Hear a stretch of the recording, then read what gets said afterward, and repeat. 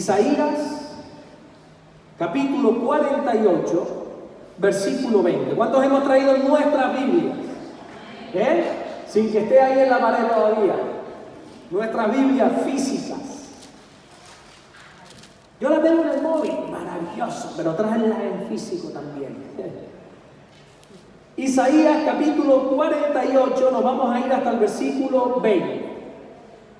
Y dice la palabra del Señor, Isaías capítulo 48, versículo 20, dice: salid de Babilonia, huid de entre los caldeos, dad nuevas de esto con voz de alegría, publicadlo, llevadlo hasta lo postrero de la tierra. Decid: redimió el Señor a Jacob su siervo. No tuvieron sed cuando los llevó por los desiertos. Les hizo brotar agua de la piedra, abrió la peña y corrieron las aguas. No hay paz para los malos, dijo el Señor.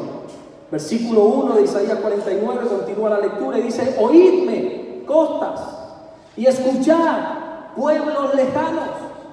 El Señor me llamó desde el vientre, desde las entrañas de mi madre tuvo mi nombre en memoria, y puso mi boca como espada aguda, me cubrió con la sombra de su mano, y me puso por saeta bruñida, me guardó en su aljaba, y me dijo: mi siervo eres, oh Israel, porque en ti me gloriaré. Amén. Hasta ahí vamos a leer en esta tarde. Padre, gracias por tu palabra. Gracias, Señor, porque podemos leerla libremente, Señor, sin miedo a persecución, sin miedo a represalia. Señor, oramos en el nombre de Jesús, que mientras tu palabra es predicada en esta tarde, mientras tu palabra es lanzada, es enviada, Señor, que ocurran los milagros, los prodigios, las maravillas, las señales, todo lo que tu palabra dice que ella puede hacer, que ocurra esta tarde en este lugar. Esas sanidades, Señor, esas liberaciones. Queremos reprender a todo espíritu inmundo que quiera entorpecer tanto la atención como la predicación de tu palabra. Lo echamos fuera de este lugar, porque solo tú, Espíritu Santo, estás aquí para hablarnos, para ministrarnos y para consolarnos. Gracias por todo lo que estás haciendo y por todo lo que vas a hacer, en el nombre de Jesús. Y el que lo cree dice fuerte: amén. Se puede sentar. Para entender bien este pasaje, estar en contexto, tenemos que entender que el profeta Isaías le tocó ministrar, le tocó profetizar en un tiempo difícil para el pueblo de Dios. El pueblo de Dios, el pueblo de Israel, los judíos, en este tiempo estaban cautivos a manos del imperio de Babilonia. Estaban esclavizados por el imperio de Babilonia. Habían caído presos por este malvado imperio. Y aunque si nosotros honestamente mirásemos bien las razones, tirásemos de la cuerda, como nosotros decimos, y miramos la razón por la cual estaban cautivos, nos damos cuenta de que el Señor fue el que permitió este castigo. Fue el Señor el que permitió que su propio pueblo pasara por esta penuria, por esta situación, porque habían obrado mal, y el Señor usó al imperio babilónico para castigar a su pueblo. Pero hoy no nos vamos a centrar en eso. Otro día, quizás, si Dios nos da la oportunidad, hablaremos de ello. En medio de esta desgracia, en medio de esta situación donde el pueblo estaba siendo esclavizado, donde el pueblo estaba oprimido, Dios envía su palabra a través del profeta Isaías. Dios envía esa palabra profetizando la libertad a un pueblo esclavizado. Y les dice literalmente: salid de Babilonia, dice Dios a través del profeta Isaías. Huid de entre los caldeos. Los caldeos eran los habitantes de Babilonia, así se le conocía. Y Dios les dice: ustedes ya tienen la libertad, salgan de Babilonia, huyan de entre los caldeos. Es cierto que esto es una profecía, porque todavía cuando Isaías lo dijo no había ocurrido, sino que estaba por ocurrir. El pueblo de Israel podía confiar en esta promesa, podía descansar en esta esperanza, pero también esto es un llamado a la acción.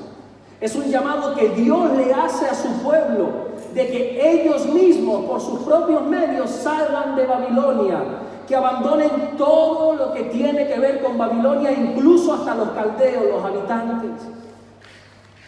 Babilonia, a pesar de que existió, lógicamente, de que el imperio babilónico es parte de la historia, Babilonia representa el mundo, espiritualmente hablando. representa el sistema que este mundo tiene de hacer presos a la gente, haciéndoles creer que están libres.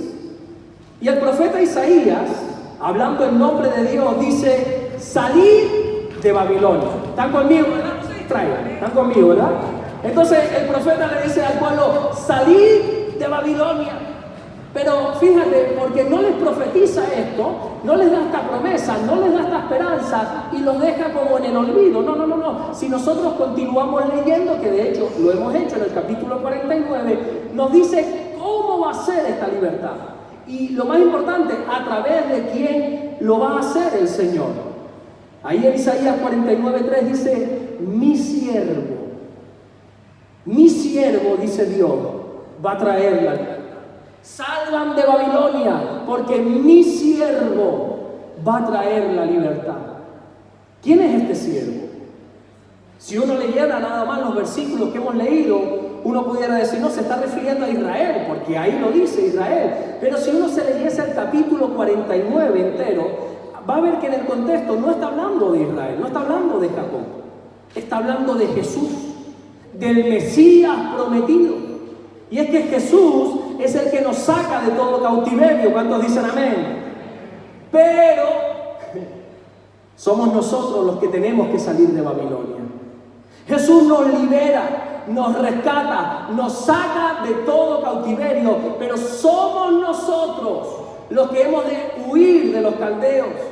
Jesús es el que nos liberta, Jesús es el que rompe los grilletes que nos tienen atados, Jesús es el que deshace nuestras cadenas que nos mantienen prisioneros, pero somos nosotros los que abandonamos la cárcel. Somos nosotros quienes abandonamos a los carceleros. Cuando la iglesia primitiva estaba creciendo, quizás ya esta historia tú la conoces bien, estaba creciendo tanto que incluso algunos dijeron o denominaron a la iglesia estos que han venido a trastornar la ciudad. Estaba creciendo de una manera descomunal. El rey Herodes empieza a perseguir el cristianismo. Empieza a perseguir, incluso empieza a dar espada a muchos discípulos. Entre ellos mata a Jacobo. Le decapita, le corta la cabeza, lo mata. Y a otros cristianos los mete en la cárcel, entre ellos a Pedro.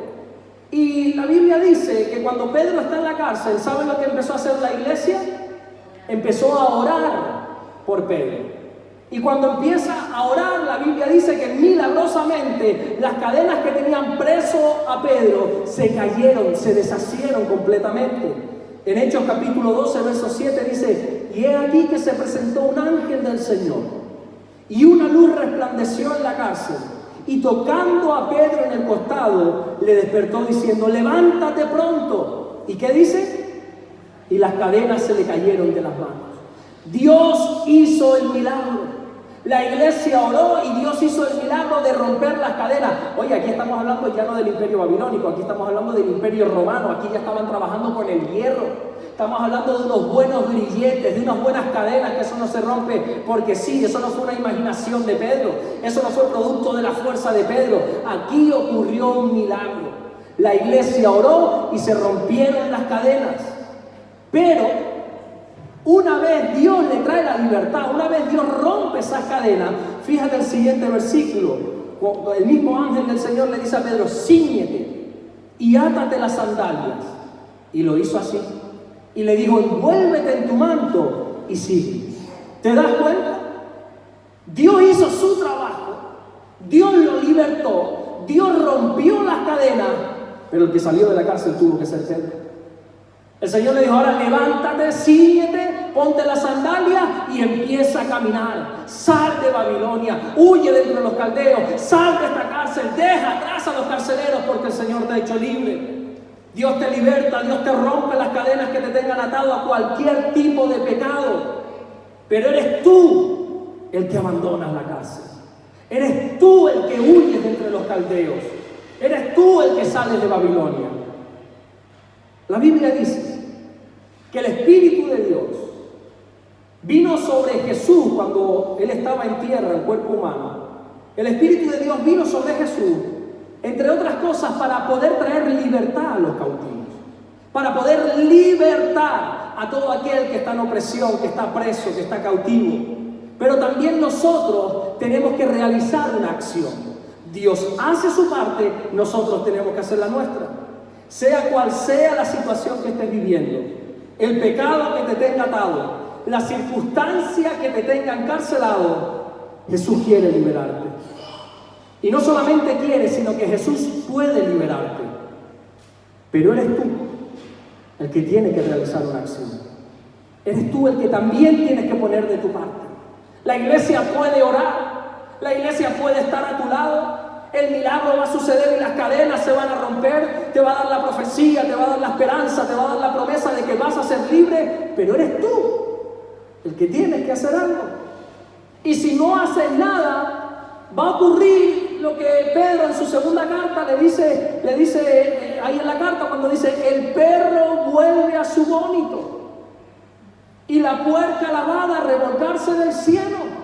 Así, desgraciadamente, hay muchos cristianos. El Señor los libera, les saca de su interior ese veneno, esas cosas nocivas, esos pecados, esas ataduras, les limpia. Iba a decir, los limpia como se limpia un cerdo, pero porque ese es el ejemplo que pone ahí. El Señor nos limpia, ¿cuántos dicen amén? Con su sangre preciosa. Pero si luego nosotros volvemos al lodo, si luego nosotros como perros vamos otra vez a comernos el vómito que el Señor ha sacado dentro de nosotros, entonces no sirve de nada. Y entonces uno dice: es que el Señor no está haciendo nada. No, el Señor sí está haciendo. El Señor ha roto las cadenas. El Señor te está libertando, pero eres tú el que tienes que salir de Babilonia. Somos nosotros los que tenemos que llevar una acción a cabo. Y entonces la pregunta sería: ¿cuál es esa acción que como creyente tengo que llevar a cabo? ¿Qué es lo que a mí me toca hacer? Porque ya hemos visto que Dios hace lo que el hombre no puede hacer. Dios hace el milagro. Y yo como creyente, ¿qué tengo que hacer? Bueno, el texto que hemos leído nos lo dice, que es lo que hizo el Señor.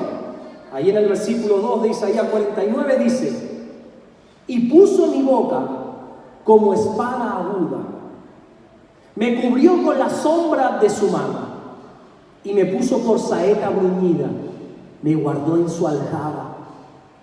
Aquí hay dos cosas a resaltar, dos acciones que uno tiene que hacer. La primera dice ahí, su boca como espada aguda, y la segunda, con saeta bruñida.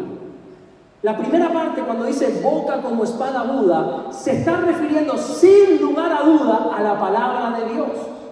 Porque en Efesios 6:17 dice: tomad el yelmo de la salvación y la espada del Espíritu, que es la palabra de Dios. Aquí no hay lugar a la conjetura, aquí no hay lugar a la interpretación. Aquí no, bueno, yo supongo que aquí se refiere a la espada. No, es que aquí lo dice.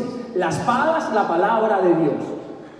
La acción que nosotros tenemos que hacer es acercarnos a la palabra de Dios, a la espada aguda.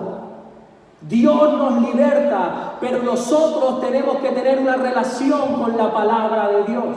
Y no solamente con la palabra de Dios, con el Dios de la palabra. Es un poco vergonzoso que haya creyentes de 1 año, de 5, de 10, que ahora en el estudio que hicimos de Nahum en los devocionales, decía alguno: pero ese libro está en la Biblia. Ese libro está en la Biblia. Nahum está en la Biblia. Oye, pero ¿y qué otro libro chiquito? Bueno, hay un montón de libros pequeñitos, chiquititos, que están en la Biblia. Y uno tiene que tener una relación con la Biblia, con la palabra de Dios. ¿Cuántos leen la Biblia? No, levanten la mano, por favor, es una pregunta generalizada. ¿Cuántos leen la palabra de Dios todos los días? No respondas, Carmen, porque si no quedas tú sola aquí.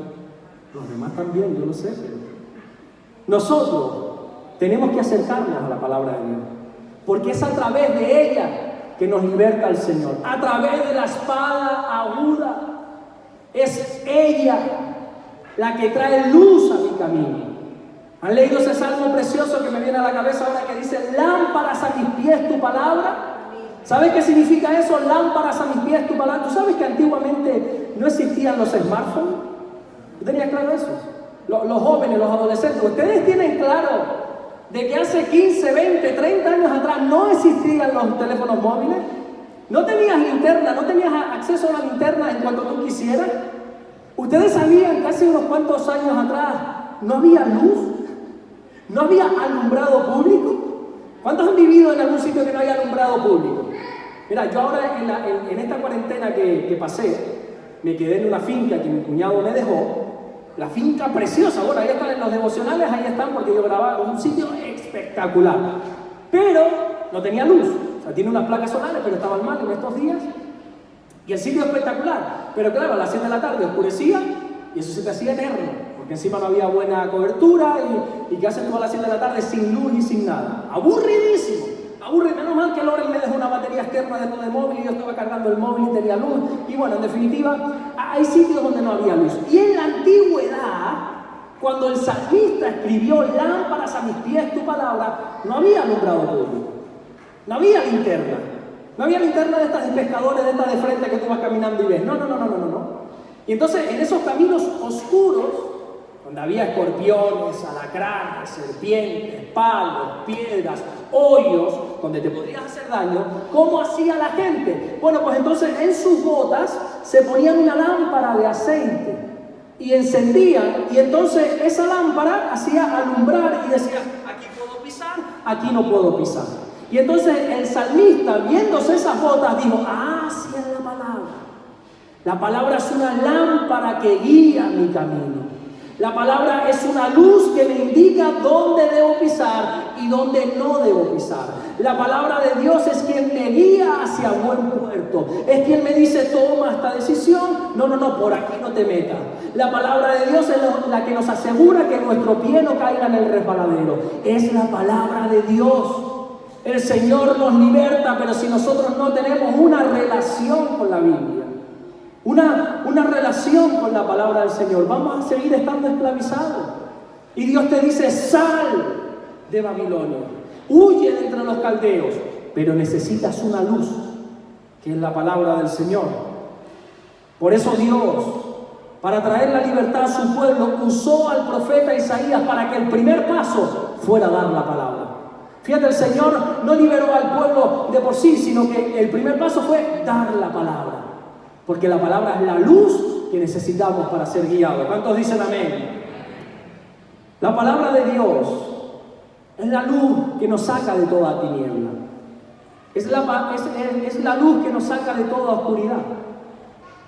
Cuando Lázaro muere y está metido, dice la Biblia, en ese oscuro sepulcro, solo tuvo que recibir una sola cosa para resucitar: la palabra. La Biblia enseña que el Señor se acercó ahí en Juan capítulo 11, verso 43, y Él clamó a gran voz y dijo: ¡Lázaro, sal fuera! Jesús envió la palabra, y ¿sabes qué ocurrió? Que Lázaro resucitó de entre los muertos, que Lázaro salió de entre la oscuridad, que Lázaro salió de ese oscuro sepulcro. También el centurión romano, cuenta la Biblia, que tenía un criado que estaba enfermo. Y este centurión tenía dinero, tenía recursos, tenía influencia, pero no había manera de que el siervo sanara. Así que se acercó al Señor, y allí en Mateo 8:8 dice: respondiendo el centurión dijo: Señor, no soy digno de que entres bajo mi techo, solamente di la palabra y mi criado sanará. Lo único que necesito es que alumbres la oscuridad que mi siervo está metido ahora. Lo único que necesito es una palabra para que mi siervo salga de la oscuridad de la enfermedad. Entonces el Señor, versículo 13, dijo al centurión: ve. Ahí está la única palabra: ve. Y como creíste te sea hecho. Y su criado fue sanado en aquella misma hora. La acción que nosotros necesitamos hacer es creer en la palabra, es acudir a la palabra de Dios. Alguien dijo: la palabra de Dios te saca del pecado, o el pecado te saca de la palabra de Dios. Hay a quienes les resulta muy pesado leer la Biblia. Hay quienes incluso tienen fuerte oposición cuando van a leer la Biblia. Les entra sueño, les entra historia, les surgen compromisos. Bueno, al final de cuentas pasa una semana, 2 semanas, 1 mes, y la Biblia sigue cerrada. Y no hay manera, y se lo proponen. Y se proponen en leerla, en estudiarla, y voy a comenzar a leer Nahum, que son 3 capitulitos, y hay quienes no se leyeron Nahum. Estuvimos 15 días desglosando Nahum, y hubo quienes no se lo leyeron.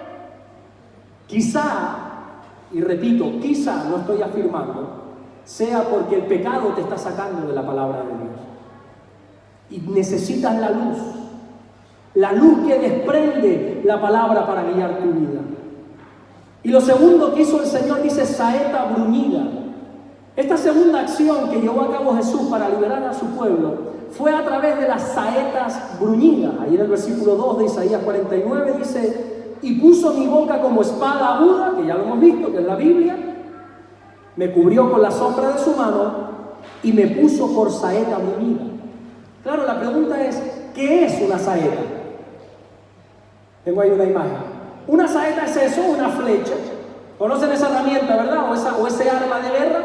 Es una flecha que se tensa en un arco y se dispara, y eso coge gran velocidad y atraviesa el cuerpo del enemigo, si es que le logras dar, lógicamente. Y dice que la acción que uno tiene que tener es a través de saetas bruñidas. Las saetas son armas de guerra. Son flechas que se tensan en arcos para disparar en contra del enemigo. Nosotros, para poder disfrutar de la libertad que Dios nos da, que Jesús nos da, no solamente tenemos que tener la acción de ir a la palabra de Dios, sino que tenemos que tener ese arma de guerra, esa saeta bruñida, ese arma. Y uno dice, ¿pero de qué arma estás hablando? ¿Qué pasa? ¿Que tengo que ir por la calle con un arma? Ahora, ¿de qué arma estás hablando? Bueno, gracias a Dios que la Biblia se interpreta a sí misma. Y Pablo, en la segunda carta que le escribe a los Corintios, le dice en el capítulo 10, verso 4, porque las armas de la milicia nuestra, que dice, no son carnales. Si tú estás militando en el ejército de Dios, dice la Biblia, tienes un arma que no es carnal, sino ¿cómo es? Poderosa. ¿Cuántos saben que tenemos un arma poderosa? Ya. ¿Y por qué no la usamos? Dice que nuestras armas no son carnales. Eso quiere decir que cuando tengas un problema, una adicción, una circunstancia, lo que quiera que sea, no vas a vencer. La acción que tienes que emprender no es carnal. Esto lo soluciono yo. Yo esto lo arreglo yo. Yo tengo conocimiento, yo tengo experiencia, yo le echo para adelante y lo soluciono. No, yo salgo de este pecado. El lunes me pongo y lo dejo. Y dice Pablo, no. Nuestras armas no son carnales. La carne no se vence con la carne. Dios nos ha dado un arma poderosa, no un arma a secas. Nos ha dado un arma poderosa para derribar, incluso como dice aquí, fortaleza, derribar argumentos, llevar cautivo todo pensamiento a la obediencia de Cristo. ¿Y sabes qué arma es esa? La oración. Por eso dice aquí que las armas de nuestra milicia no son carnales, sino poderosas en Dios para la destrucción de fortalezas, derribando argumentos y toda altivez que se levanta contra el conocimiento de Dios y llevando cautivo todo pensamiento a la obediencia de Cristo. Y esto se hace a través de la oración. El arma poderosa que Pablo se refiere aquí es la oración. ¿Cuántos saben que el arma más poderosa que tenemos es la oración?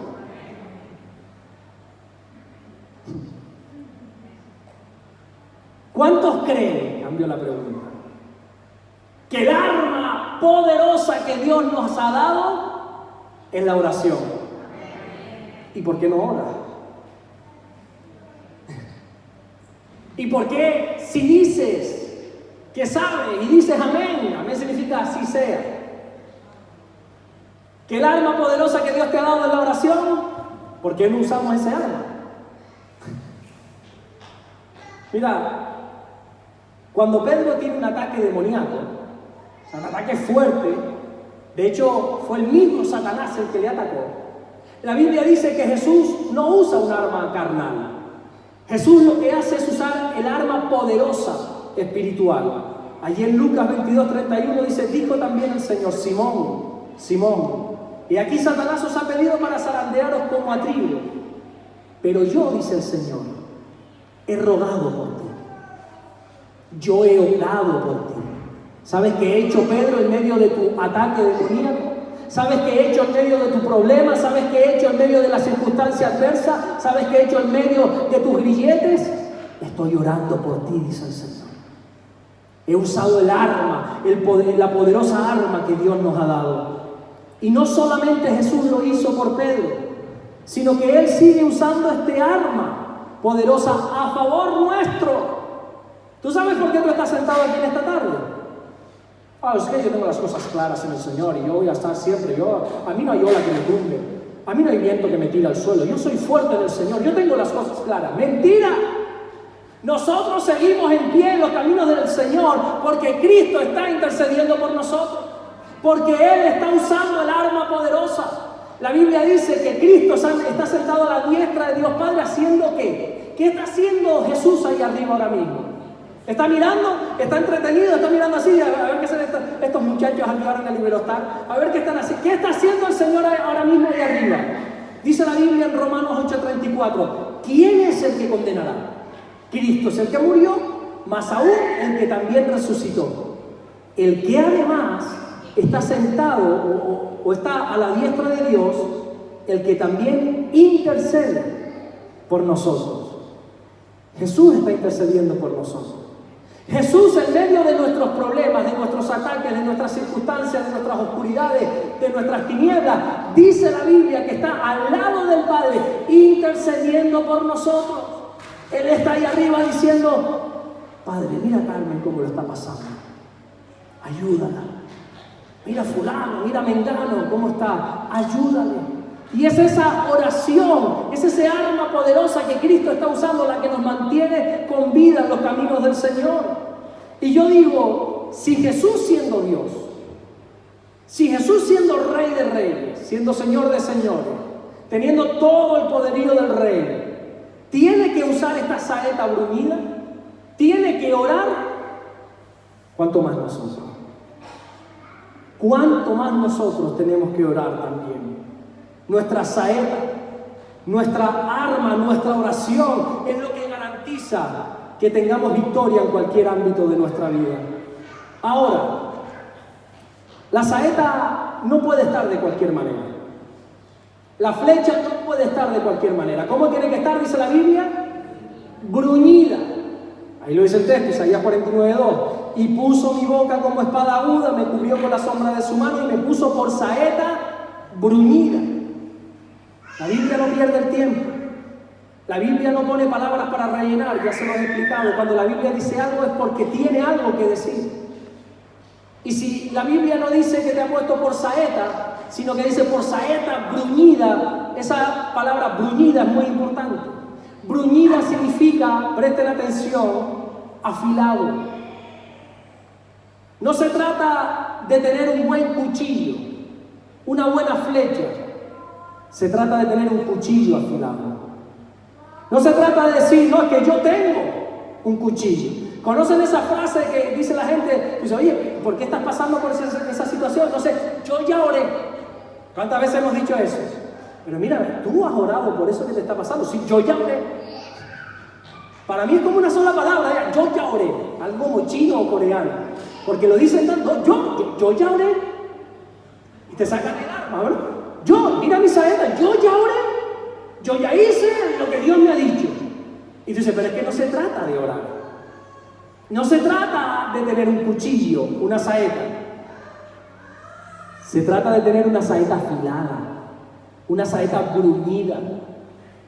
No se trata de orar. Se trata de ser eficaces en la oración. No se trata de tener saetas simplemente.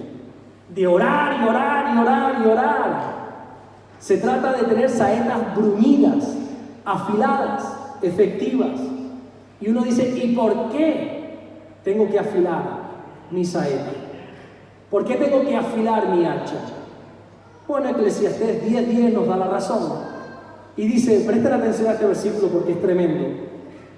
Si se embotara el hierro, ahora lo traducimos al español, y su filo no fuera molado, hay que añadir entonces más fuerza, pero la sabiduría es provechosa para dirigir. Vamos a leerla en la nueva versión que quizás es más sencilla de entender para lo que estamos tratando. Dice, si el hacha pierde su filo, ¿sabes lo que es un hacha? Con lo que se cortan los árboles, ¿verdad? Si el hacha pierde su filo y no se vuelve a afilar, hay que golpear con más fuerza.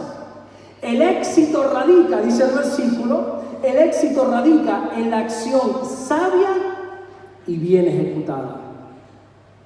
El que no tiene su saeta afilada, su saeta bruñida, todo le cuesta más. El éxito de la oración no es orar en sí mismo. sino lograr que tu oración sea eficaz. No se trata de hacer vanas repeticiones, de decir, Señor, mira esta situación, arréglala. Señor, mira esta enfermedad, sáname. Señor, mira este descubierto que tengo, cúbrelo. Señor, mira esta oscuridad, trae luz. No se trata de orar. Se trata de ser efectivos en la oración. Hacerla con sabiduría y bien ejecutada, dice el texto. Cuando la saeta no está bruñida, cuando no está afilada, cuando la oración no es eficaz, lo que podrías conseguir de una manera sencilla, fácil, te cuesta mucho más trabajo. Te cuesta un grandísimo esfuerzo. Y pone el ejemplo la Biblia del hacha. Tú tienes un hacha que está afilada y qué sé yo, por decir un número, de 10 golpes a un árbol lo tiras. Pero si ese hacha no está afilado, te va a costar 10 veces más el trabajo. Cuando uno tiene su saeta bruñida, todo es más sencillo. Lo que un pueblo entero no consiguió y estaba atemorizado por un gigante llamado Goliat, un niño, un pastorcillo de ovejas, con una simple piedra, derribó a ese gigante. Porque su saeta estaba afilada. En Tenerife, ahí, es que busqué el dato y no me aparecía claramente, hay entre 4.000 o 7.000 cafeterías. 4.000 o 7.000 cafeterías. Hay una cafetería cada 144 habitantes. Cada esquina hay 3 cafeterías. Y me llamó un hermano de la iglesia que lo estaba pasando muy, pero que muy mal. Se había separado, bueno, la mujer la había dejado, estaba en unas condiciones desgraciadamente lamentables, estaba muy, muy, muy mal. Y entonces, pues, desgraciadamente, en vez de coger el camino de la luz, el camino del Señor, pues se dio a la bebida y lo pasaba peor todavía, porque si a eso le suma el alcoholismo, peor todavía. Y bueno, y me llama una tarde, borracho perdido, y me dice, Alberto, que estoy mal, por favor, ¿podrías venir a verme? Pero claro, Miguel, dime dónde estás y voy inmediatamente. Y yo escuchaba de ruido que estaba en un bar de fondo, y se cayó y no decía nada. Y escuché como un golpe y digo, uy, aquí está pasando algo. Y yo le dije, Señor, guíame donde está Miguel. Señor, guíame donde está mi hermano. Y yo me subí en un coche y tiré para Santa Cruz de Tenerife. Te estoy diciendo que en Tenerife hay 4.000 o 7.000 bares. Este hombre vive en la laguna, vive en otro lado. No pienses que yo fui a Santa Cruz porque él vive ahí. No, él vive en otra parte de la isla. Pero yo oré una sencilla oración y por lo que quiera que sea, cogí para Santa Cruz y me metí por unas calles de Santa Cruz de Tenerife en un bar, perdón por la expresión, en un bar de mala muerte. Y me metí, que jamás en mi vida fui a ese bar y nunca más volví. Y me aparco y cuando miro, ¿quién estaba encima de la barra de ese bar? Miguel. Y yo dije, qué increíble es el Señor. Yo podría haber encontrado a Miguel de otra manera, pero me hubiera llevado horas o días a encontrarle. Ponte tú a buscar en todos los bares que hay ahí en Tenerife. Pero yo dije, Señor, llévame. Y tiré una saeta bien afilada. Yo dije, Señor, llévame donde está Miguel. Y no me digas cómo acabé en la puerta de un bar y yo miré y ahí estaba nuestro hermano. Si queremos que la carga del Señor sea liviana, ligera, fácil, como Él dice, debemos afilar nuestro arma de guerra. Mateo 11:29 dice, llevad mi yugo sobre vosotros y aprender de mí, que soy manso y humilde de corazón, y hallaréis descanso para vuestras almas, porque mi yugo es fácil y ligera mi carga. ¿Cómo bruñir la saeta? Ya con esto vamos a ir terminando. ¿Cómo bruñir la saeta? ¿Cómo lograr que nuestra oración pase de ser vanas repeticiones de palabras en una oración eficaz? Mira, solo hay una manera. No es leyéndote el libro de John McDowell de la oración eficaz. No es escuchar muchos mensajes que digan cómo convertir tu oración en una oración eficaz. Eso te puede ayudar, te puede guiar, te puede motivar, te puede animar. Pero solo hay una manera de bruñir una saeta y es usándola. No hay otra manera. El proceso de bruñir una saeta era trabajando en ella, metiéndola en el horno de fuego, sacándola y dándole martillazos, y dándole martillazos, y dándole uso, y dándole uso, y usándola, y usándola. Y cuanto más se trabajaba en la saeta, más bruñida quedaba. ¿Recuerdan cuando los discípulos le dicen al Señor, Señor, enséñanos a orar?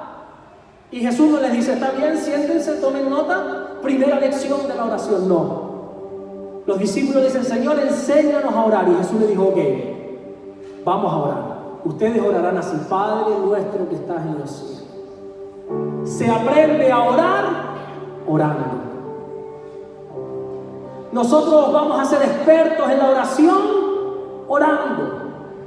No hablando de la oración, no enseñando acerca de la oración, orando.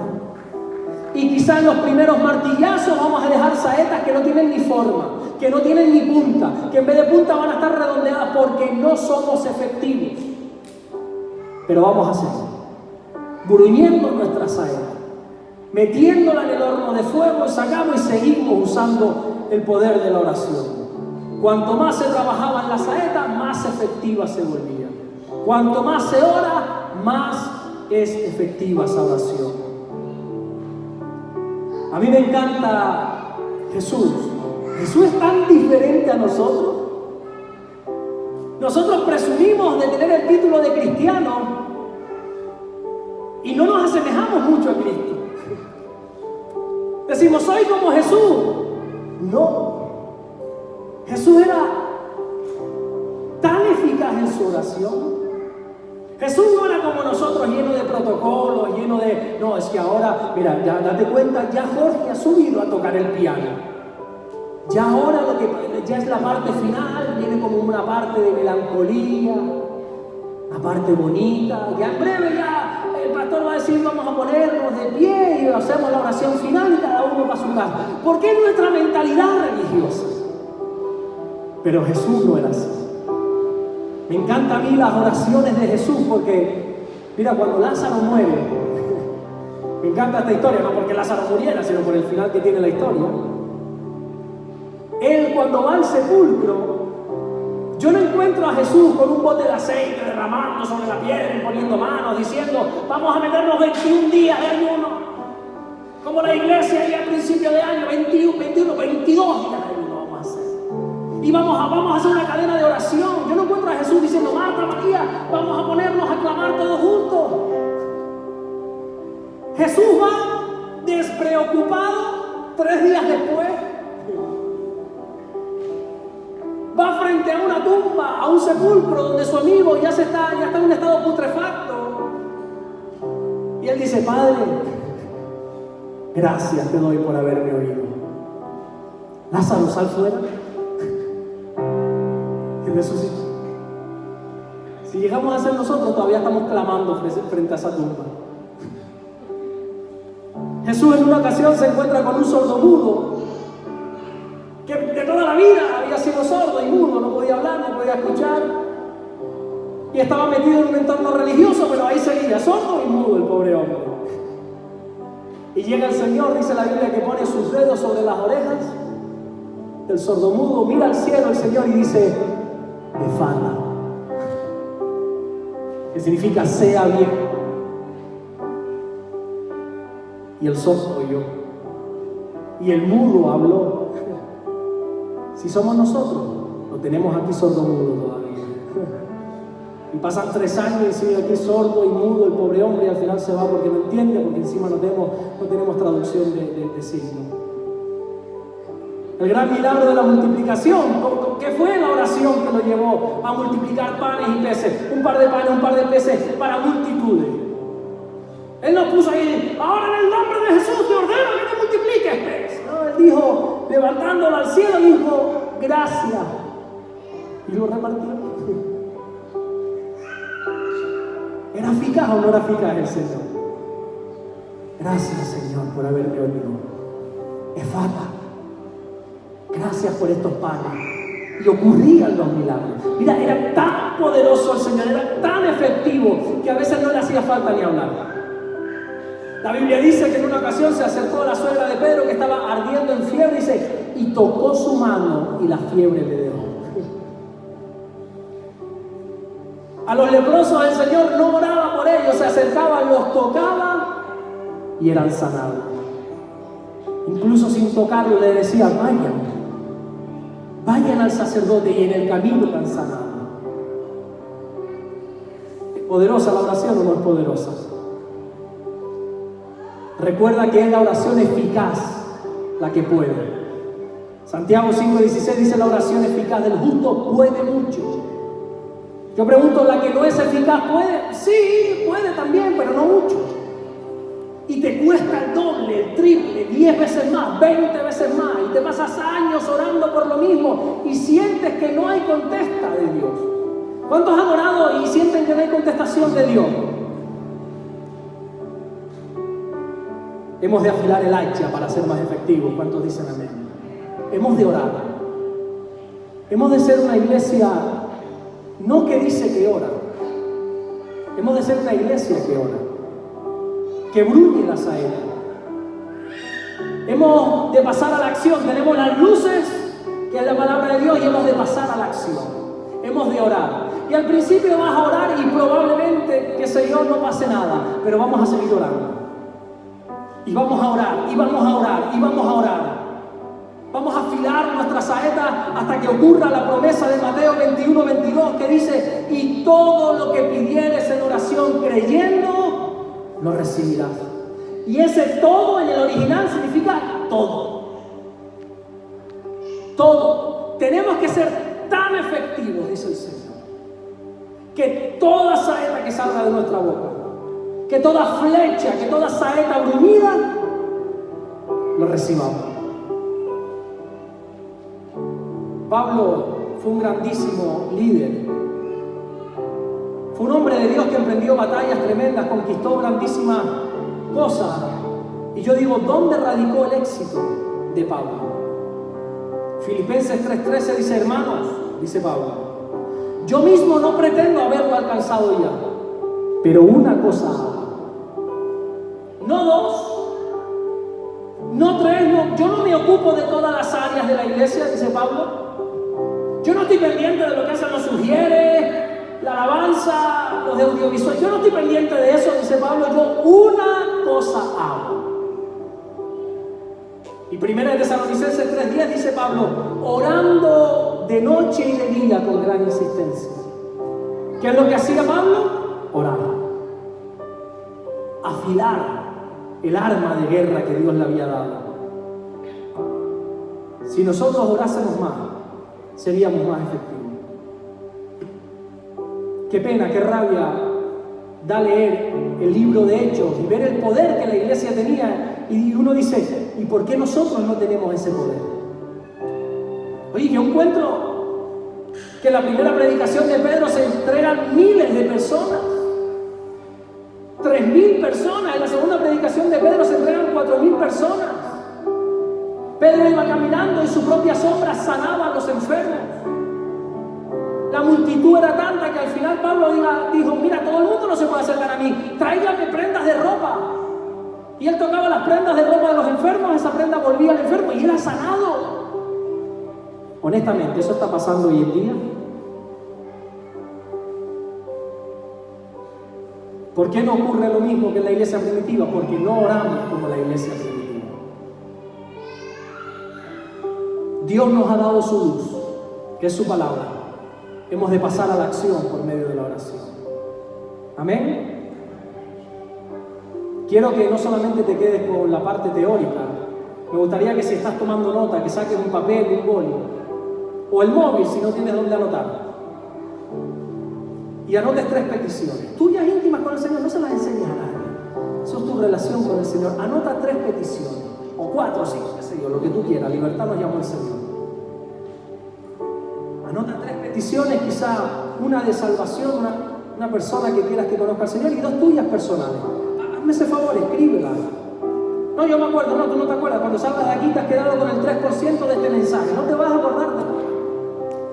Tu espíritu ha sido alimentado, pero una vez salga yo te voy a preguntar: ¿de qué prediqué? Flechas, no, algo dijiste de sacaste un cuchillo. Y no me acuerdo de más. Apunta eso. Si tomas nota, te quedas con el 7% del mensaje, dicen los estudios. Si no, con el título: Cámaras, Luces y Acción, lo titulamos esta vez. Luces, cámara y acción. Anota 3 peticiones. Comprométete a orar por esas 3 peticiones durante un mes, todos los días. Un mes. Por la mañana, por la tarde, al mediodía, por la noche, qué sé yo, por tiempo de oración. Ponte a orar. Pégate a darle martillazos a esa saeta. Vamos a orar, vamos a orar, vamos a orar, vamos a orar. Un mes. Y en un mes, en 4 domingos, hablamos. Mira a ver dentro de 4 domingos, anótalo por favor, Nazaret, me lo recuerda después. Y en 4 domingos hablamos. Pero no sirve eso de yo ya oré. No. Tienes que venir con esto. Con una saeta afilada. Tienes que decir, oye, es verdad lo que la palabra de Dios dice, que todo lo que pida en oración creyendo lo voy a recibir. Y por sus frutos los conoceréis, dice la Biblia. No, yo ya oré. Vamos a ver.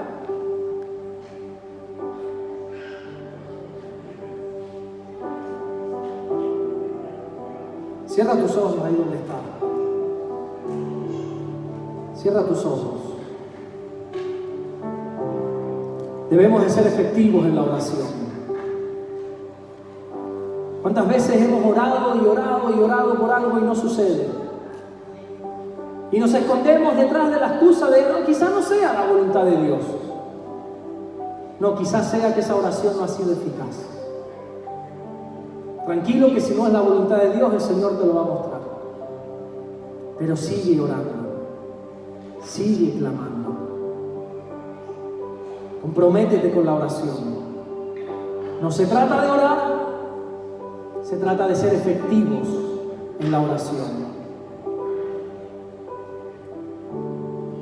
¿Por qué no nos ponemos de pie en esta tarde? Con los ojos cerrados para tener intimidad con el Señor, para no distraernos. La Biblia no habla de cerrar los ojos cuando oramos. Somos nosotros que somos unos religiosos. Yo te invito a cerrar los ojos simplemente para que no te distraigas, para que puedas estar en su presencia. Cuando nosotros tenemos la luz de la palabra, cuando nosotros pasamos tiempo con la palabra del Señor y oramos, gruñimos la saeta. Fíjate lo que dice el texto. Y puso mi boca como espada aguda. Me cubrió con la sombra de su mano y me puso por saeta bruñida. Me guardó en su aljaba. La aljaba es ese tubo donde se guardaban las saetas. Cuando pasas tiempo con la palabra de Dios, cuando pasas tiempo en oración, Dios te guarda en su aljaba. Dios te guarda en su regazo. Las plumas de su ala te cubrirán. Te guardará, te bendecirá, te guardará en la aljaba. Nosotros queremos bruñir las saetas para ser efectivos, para que las peticiones se cumplan, y el resultado es más poderoso aún, es que estaremos guardados en la aljaba de Dios. Es que estaremos en el regazo de Dios, en el abrazo de Dios. Empezamos bruñiendo la saeta, enfocados en ser efectivos, y cuando menos nos damos cuenta estamos siendo abrazados por Dios. Estamos en su aljaba. Él nos guarda, Él nos protege.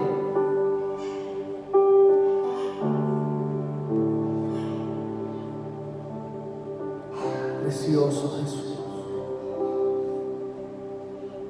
Precioso, precioso. Tú levanta tus manos y vamos a adorarle. Vamos a adorarle. Señor, guárdanos en tu aljaba. Señor, bendícenos con tu presencia. Ven. Ven en esta tarde sobre nuestra vida, Señor. Piénsalo en todo lo que el Señor ha hecho por ti. Y al pensar en todo lo que Él ha hecho por ti, vas a adorarle, vas a bendecirle.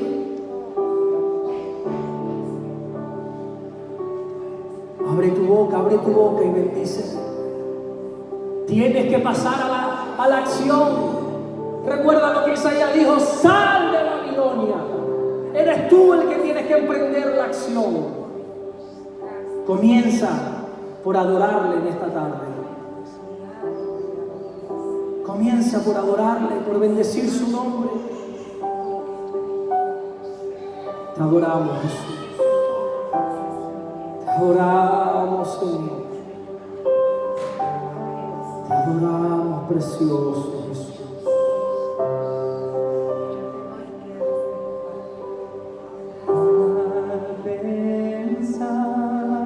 Lo que has hecho en mí, cuán profundo tú me amaste, Sin duda, sin duda me escogiste a mí por mi nombre, me llamaste.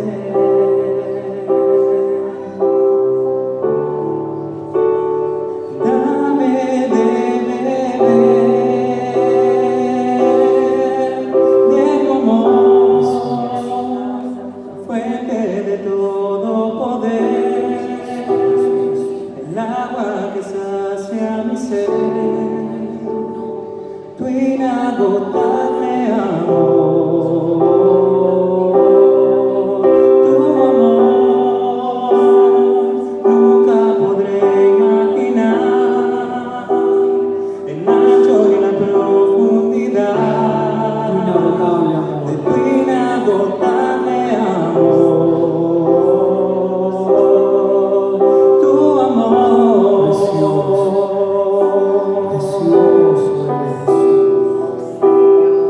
precioso. Adoramos, bendito